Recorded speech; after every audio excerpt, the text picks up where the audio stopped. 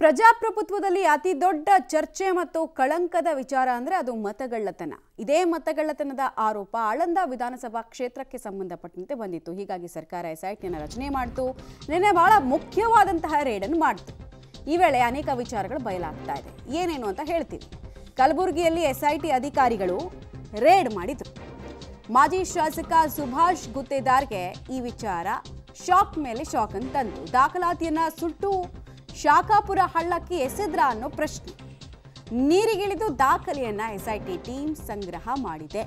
ಆಳಂದ ವಿಧಾನಸಭಾ ಕ್ಷೇತ್ರದ ಮತಗಳ್ಳತನ ಪ್ರಕರಣಕ್ಕೆ ಸಂಬಂಧಪಟ್ಟಂತೆ ನದಿ ಕೆರೆಗಳಲ್ಲೂ ಕೂಡ ಸಾಕ್ಷಿನಾಶದ ಅವಶೇಷಗಳು ಪತ್ತೆ ಆಗಿದೆ.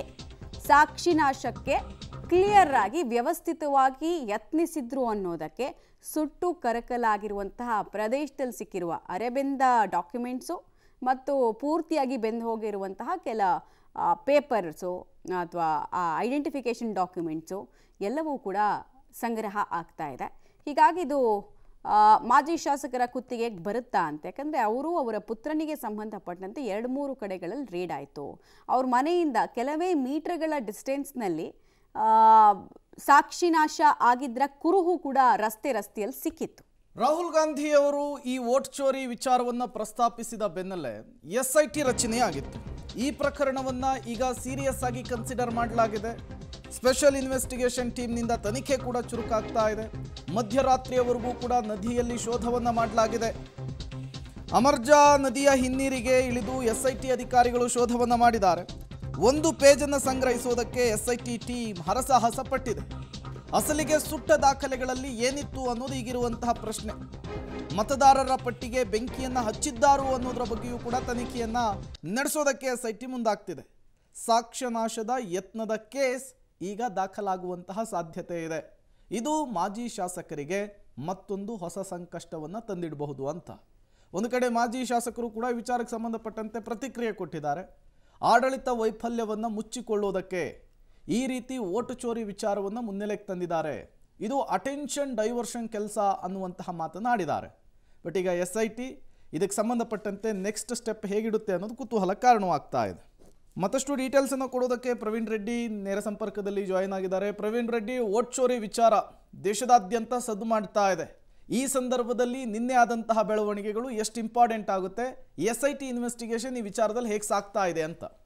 ಹೌದು ಪ್ರೇಮ್, ಏನಂದ್ರೆ ರಾಹುಲ್ ಗಾಂಧಿ ಅವರು ಆಳಂದ ಮತಕ್ಷೇತ್ರದಲ್ಲಿ ವೋಟ್ ಚೋರಿ ಆಗಿದೆ ಅಂತ ಸುದ್ದಿಗೋಷ್ಠಿ ನಡೆಸಿದ ಬಳಿಕ ಎಸ್ಐಟಿ ಫಾರ್ಮ್ ಆಗಿತ್ತು. ಎಸ್ಐಟಿ ಫಾರ್ಮ್ ಆಗಿ 1 ತಿಂಗಳಿಂದಲೂ ಕೂಡ ಗ್ರೌಂಡ್ ವರ್ಕ್ ಅಂದ್ರೆ ಬಿಹೈಂಡ್ ದಿ ವರ್ಕ್ ಮಾಡಿದಂತ ಎಸ್ಐಟಿ ಅವರು ಕಳೆದ 3 ದಿನಗಳಿಂದಲೂ ಕೂಡ ಕಲಬುರಗಿಯಲ್ಲಿ ದಾಳಿ ನಡೆಸ್ತಾ ಇದ್ರು. ಸೊ ನಿನ್ನೆ ಏನಂದ್ರೆ ಕಲಬುರಗಿಯಲ್ಲಿರುವಂತಹ ಆಳಂದನಲ್ಲಿ ಕಲಬುರಗಿ ನಗರದ ಗುಬ್ಬಿ ಕಾಲೋನಿಯಲ್ಲಿರುವಂತಹ ಸುಭಾಷ್ ಗುತ್ತೇದಾರ್ ಮನೆ ಮತ್ತು ಅಪ್ನಾಬಾರ್ ಮೇಲೆ ಎಸ್ಐಟಿ ಅಧಿಕಾರಿಗಳು ದಾಳಿ ನಡೆಸ್ತಾರೆ. ದಾಳಿ ನಡೆಸಿದ 1 ಗಂಟೆಗಳ ಬಳಿಕ ಏನಂದ್ರೆ ಆಳಂದ ಪಟ್ಟಣದಲ್ಲಿರುವಂತಹ ರೇವಣಸಿದ್ದೇಶ್ವರ ಕಾಲೋನಿಯಲ್ಲಿರುವಂತಹ ಸುಭಾಷ್ ಗುತ್ತೇದಾರ್ ಮನೆಯಲ್ಲಿನ ಸಾವಿರಾರು ಪೇಜ್ಗಳನ್ನು ಅಲ್ಲಿ ಹೊರಗಡೆ ತಂದು ಅವರ ಒಂದು ಕೆಲಸಗಾರರು, ಅವ್ರ ಮನೆಯಲ್ಲಿರುವಂತಹ ಕೆಲಸಗಾರರು ಪೇಜ್ಗಳನ್ನು ಸುಟ್ಟಿರ್ತಾರೆ. ಅದಾದ ಬಳಿಕ ಟಮ್ನಲ್ಲಿ ಹಾಕೊಂಡು ಅಮರ್ಜಾ ಸೇರಿದಂತೆ ಇನ್ನಿತರ ಕೆಲ ಹಳ್ಳಗಳಲ್ಲಿ ಆ ಒಂದು ಅರೆಬೆಂದ ಪೇಜ್ಗಳನ್ನು ಹೋಗಿ ಹಾಕಿದ್ರು. ಅದಾದ ಬಳಿಕ ಸಾಯಂಕಾಲ ಮಾಧ್ಯಮಗಳಲ್ಲಿ ಪಬ್ಲಿಕ್ ಟಿವಿಯಲ್ಲಿ ಬಗ್ಗೆ ವರದಿ ಪ್ರಸಾರವಾದ ಬಳಿಕ ಏನಂದ್ರೆ ಸುಮಾರು 100ಕ್ಕೂ ಹೆಚ್ಚು ಎಸ್ಐಟಿ ಅಧಿಕಾರಿಗಳು ಅಂದ್ರೆ ಶಾಖಾಪುರ ಹಳ್ಳಕ್ಕೆ ಮತ್ತು ಅಮರ್ಜಾ ಬ್ಯಾಕ್ ವಾಟರ್ನಲ್ಲಿ ಎಸೆದಿರುವಂತಹ ಎಲ್ಲಾ ದಾಖಲೆಗಳನ್ನು ಕಲೆಕ್ಟ್ ಮಾಡೋದಕ್ಕೆ ಮುಂದಾಗಿದ್ರು. ರಾತ್ರಿ ಸುಮಾರು